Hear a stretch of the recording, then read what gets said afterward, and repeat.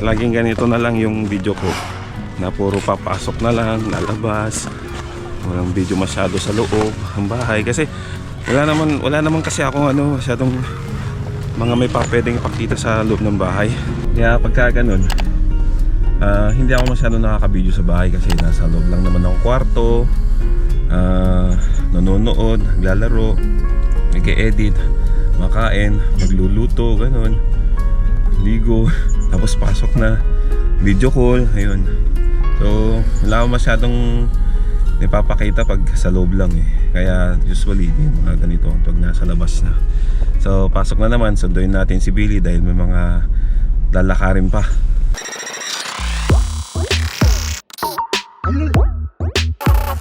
So daanan ulit natin si Billy. Ayan. Kasi birthday niya kahapon. Ngayon magpapakain siya. Daan muna kami kay La Lola sa pizza. Tulungan mo ko to yan, marami yun eh. Oh, naks naman, marami. 50 ng karton yata. 50.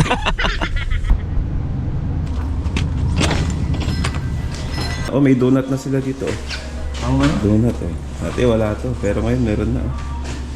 Pero matamis. Ang pangalan nito? Dalawang klase lang pinili ko, di ko alam yung iba eh. Yung shawarma ba? Shawarma? Ayan, shawarma. Hello. Wala eh. Oh, yan. Di ko. Dami oh.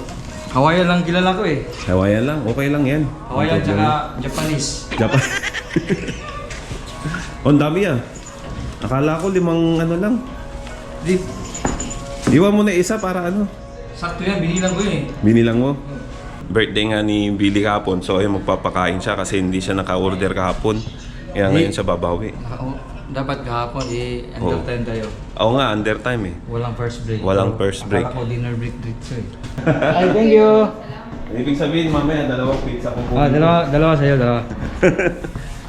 Ayan. Sobra. Sobra pala yung pizzang order niya. Ay! Akala ko automatic yung sasakyan mo eh. Dito lang yan. Ay! Kala ko bubuksan mo rito. Umusok pa yung pizza to yo. Sabi ko, videoan mo ko. Tapos, hindi naman binuksan yung pinto. Nahirapan ako eh. Laki-laki nung yung pizza yan, binuhat ko.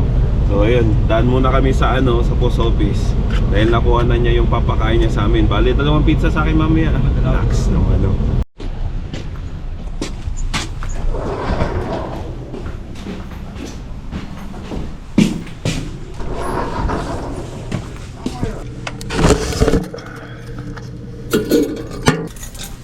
Yun lang yung nakuha ko dito ngayon. Bali sinamahan lang namin si Billy kasi may papadala siya. Dahil dun sa mga requirements para sa child benefits, may mga kulang daw. Eh naalala ko, meron din pala natanggap akong mail dito noon na pinadala ni Kuya Amor. Ayan. Bubuksan pala natin yun. Hindi ko pa pala nabubuksan yun. Hi guys. Eto mo muna yung sarili mo. Wag na ako kasi pugi na ako eh. Ayun ito yung papamerienda ni Billy. May assistant ako. Oh, ayan. Birthday girl. Ay, birthday girl. Birthday boy. Asa yung bag ko? Bag, bato, akala to basura eh.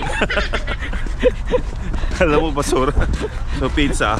2 slice kumakukuha ko rito kasi nagbuhat ako eh. Oh, 2. Kaya ganun yun. Tapos, mamaya, ay nga pala. Tawag dito. Mabigat ba to eh? Hindi naman. Sakto na. Hiningal ka eh. Kasi marami pala to. Di, sakto, binilang ko yan. Ilan Sakto. tayo? Sa Ilan manning ba? Minsan tayo? 50. 53. Pero yung iba kasi, hindi na kumakain. Oh. Gaya ikaw, hindi na kumakain nito no? 2 nga sa akin. 2 slice tapos hindi kakain. Ayan. Tay, salamat Toya. Tay, salamat Toya. Walang problema yan. Birthday ni Billy. Yan, birthday. Ito yung pizza. Ayan. Happy birthday. Thank you. Ayan. Wish you na sana tumanggad ka pa. Tumanggad ako kagabi, pagtulog ko. Oo. Yan yung video na birthday ni Billy nun. Tapos nagpamerienda siya sa aming loin department. At ngayon magluluto tayo ng sinigang kasi medyo matagal na yung gulay ko.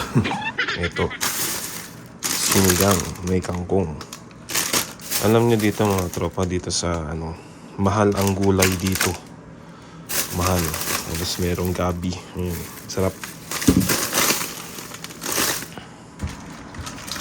At shoutout nga pala kay Mang Ador Rivera dyan sa Winnipeg. Ayan. Siya yung nasabi ko nung nasa post office kami na nagbigay sa akin ng coin. At saka may mga kwento siya sa akin about sa kanya dito sa Canada. At saka dun sa binigay niya sa akin na sa kanya ko lang nalaman na yung palang coin natin sa Pilipinas ay may mga nagawa. Ay yung mga ibang coins natin sa Pilipinas ay gawa dito.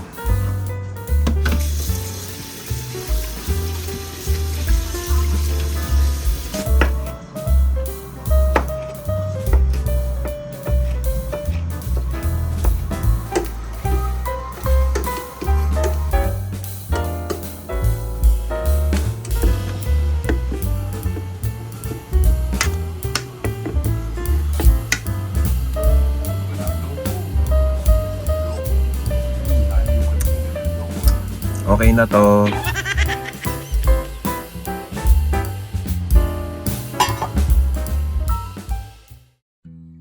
So yan mga tropa, buksan na natin to na galing kay Mang Ador sa Winnipeg. At maraming salamat Mang Ador dito sa regalong ito. Pinakita na sa akin ni Mang Ador kung ano yung ibibigay niya sa akin. Na-send na niya sa nung nag-uusap kami sa Facebook. At syempre, mas maganda yung talagang kitang-kita mo na. Ayan. So, mint.ca. Ayan. Galing ito sa Mint doon sa Winnipeg. Ay, oh no! Na-damage yung capsule niya. Siguro dahil sa shipping to, bagsak. Ito siya mga katropa. Ayan. Coins. Ito gawa nila to. Mga gawa nila. Sa Mint. Sorry Mang Ador. May damage yung capsule niya. Pero gagawin ko ng paraan to. Maganda, ganda niya. Para sa mga parang para kang collector ng coins. Yung mga lumang coins tapos ganito, ilalagay mo sa ganitong capsule. Ganda siyang maging parang collect tapos display mo, no. Meron ka dapat display rack ganun. So, maraming salamat talaga. Isa sa mga viewer ko si Mang Ador. Bale, nakilala ko siya, nag-PM siya, and then may mga nasabi siya sa akin na about sa buhay niya na talagang pinagpapasalamat niya kung bakit nandito siya sa Canada.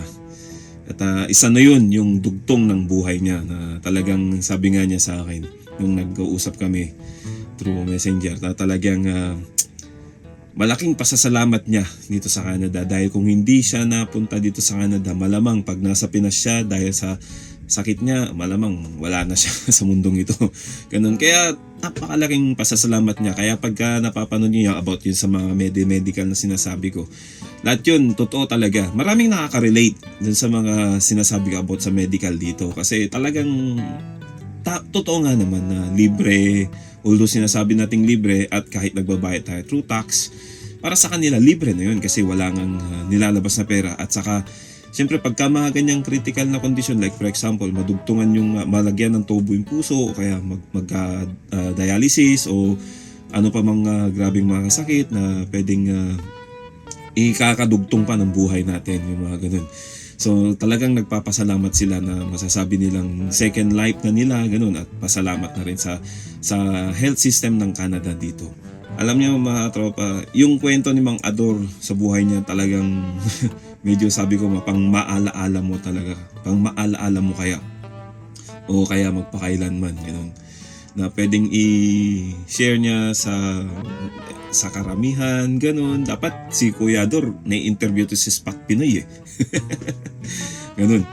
At kasi meron siyang naging kondisyon, tapos tumutulong siya sa pamilya niya dahil may mga pamilya din siyang nangangailangan ng kanyang tulong. So parang sa kanya, gano'n naman talaga eh. Pagka may pamilya kang nangangailangan, tutulungan mo. Syempre, kumbaga, ilalaan mo na lang yung budget mo para sa kanila.